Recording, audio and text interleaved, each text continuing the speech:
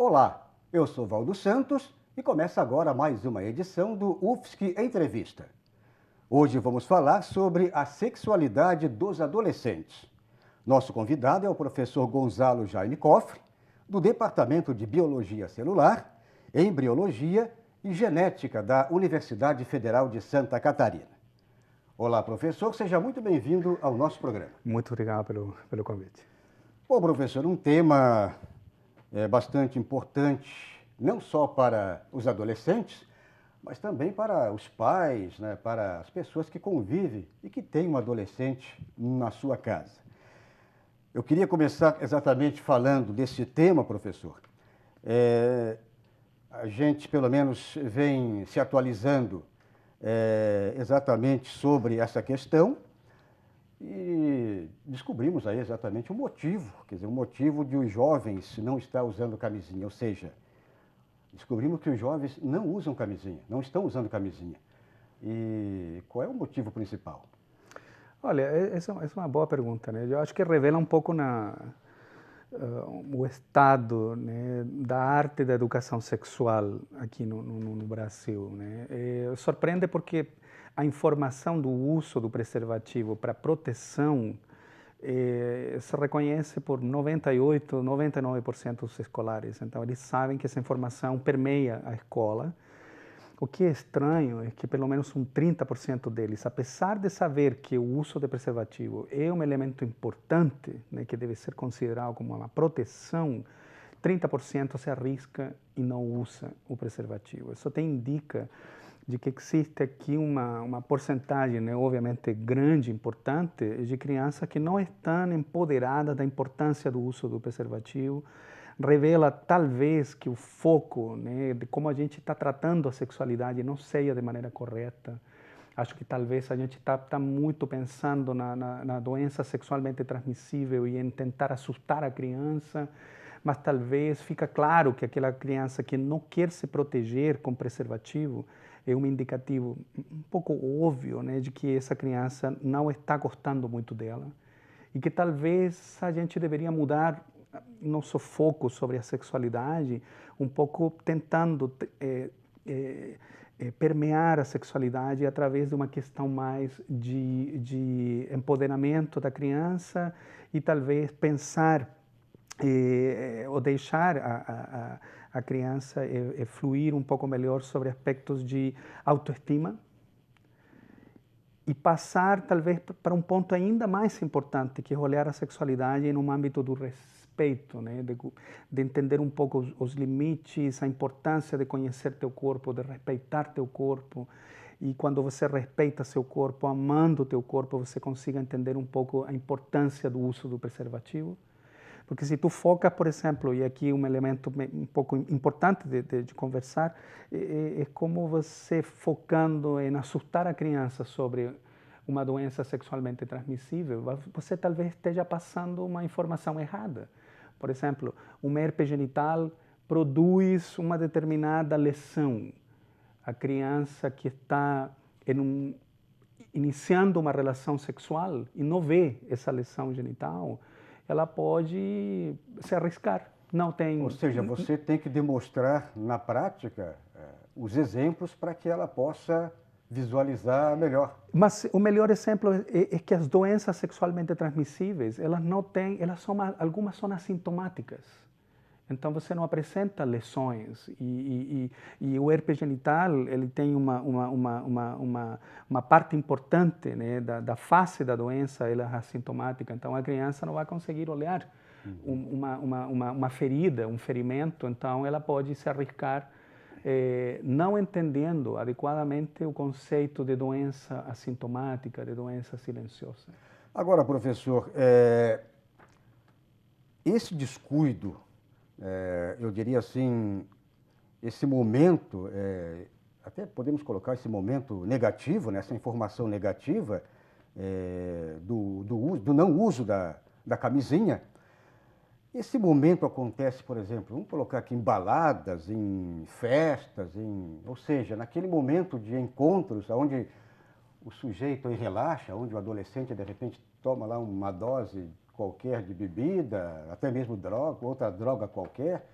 e aí relaxa, e isso pode acontecer, de repente, como, eu diria assim, um fator estimulante? Essa é uma pergunta interessante. Sim, existem indicativos na pesquisa da saúde do escolar, né, no PENSE, né, que já indica alguns elementos que poderiam apontar aquilo que você está colocando, no sentido de baladas e festas. Existe um indicativo interessante de 66% dos escolares, segundo a pesquisa, né, direcionada por Débora Malta, foi publicada já, enfim, ela mostra então que 66% dos escolares eles já pelo menos experimentaram bebida alcoólica, 55% reconhecem claramente que já beberam alguma bebida alcoólica, alguma dose de álcool, enfim, já experimentaram.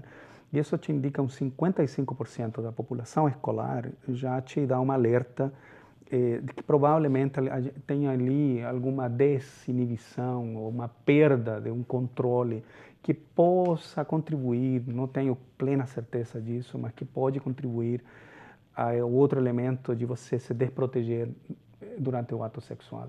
Aqui na população catarinense é ainda mais sensível esse fato, porque tudo indica que aqui no sul do país, na faixa dos 12 a 13 anos, particularmente meninas, declaram que realmente bebem ou que já beberam, experimentaram bebida alcoólica, já tiveram essa experiência. Isso te traz um problema também na parte educacional, porque as meninas, meninos, eles copiam um pouco o modelo da família. Então, se o pai ele bebe, ele não consegue passar os exemplos corretos, e acho que esse é um ponto muito difícil de você trabalhar. Agora, professor, na sequência eu queria falar aqui também sobre o relacionamento homoafetivo. Essa camada, ou seja, esses jovens estão se protegendo? Quer dizer, homoafetivo tanto masculino como feminino, né? O que eu tenho como dado informação é que todos os segmentos em geral, e não posso aqui diferenciar a questão homoafetiva, em geral, os jovens estão, uma parcela deles, ele está correndo riscos e assumindo alguns riscos, então não está se protegendo. A informação existe, eles sabem que é importante se proteger, mas alguns deles estão assumindo esse risco. E isso não tenho nada, pelo menos desconheço, algum tipo de estudo que mostre de que a população homossexual se descuide mais ou menos que a heterossexual. Ou seja, ele assume o risco e sabe das consequências. E sabe das consequências, que pode ser fatal. Tanto na parte homoafetiva como heteroafetiva. Não existe, do meu ponto de vista, nada que indique que um segmento particular se esteja desprotegendo mais ou menos, né? Pelo menos na pesquisa que eu citei do PENSE 2014, 2015, tudo indica que na população escolar como um todo, sem separar a parte homoafetiva e heteroafetiva, a gente tem um segmento importante que não está usando preservativo e temos que cuidar ali, né? Quais são os problemas, né? Como é que a gente está olhando a sexualidade deles?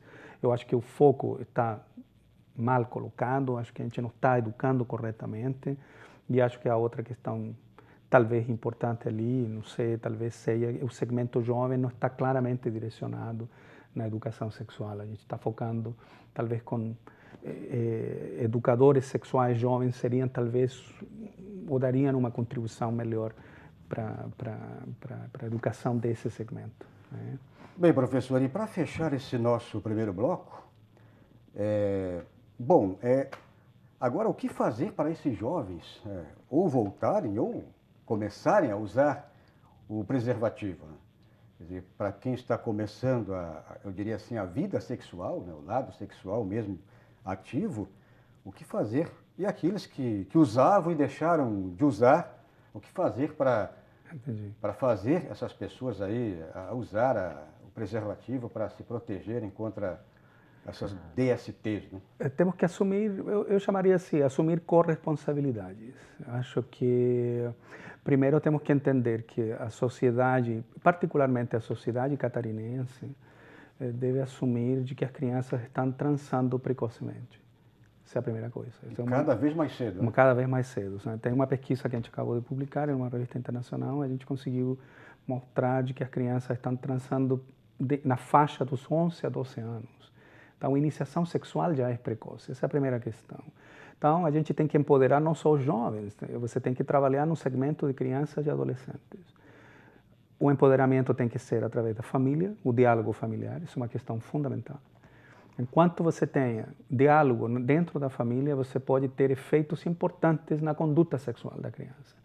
Ou ele iniciar sua vida sexual mais tarde, se proteger melhor, esse é um componente importante. A corresponsabilidade da escola, a escola está fazendo o seu esforço adequadamente, está colocando as informações corretamente, empoderar os profissionais da saúde, né, para olhar a saúde da criança, olhar nos olhos da criança e saber o que fazer. Então, tem empoderamento de profissionais de uma área distinta. E a universidade, acho que também tem seu papel importante, né, e contribuição importante, o papel importante em empoderar essas crianças para elas se protegerem e, na hora de iniciar sua vida sexual, façam essa iniciação sexual de forma responsável. Muito bem. E protegida. Né? Estamos falando com o professor Gonzalo Jaime Cofre, do Departamento de Biologia Celular, Embriologia e Genética da Universidade Federal de Santa Catarina. O nosso assunto de hoje é sobre a sexualidade dos adolescentes. O UFSC Entrevista faz um rápido intervalo e volta já.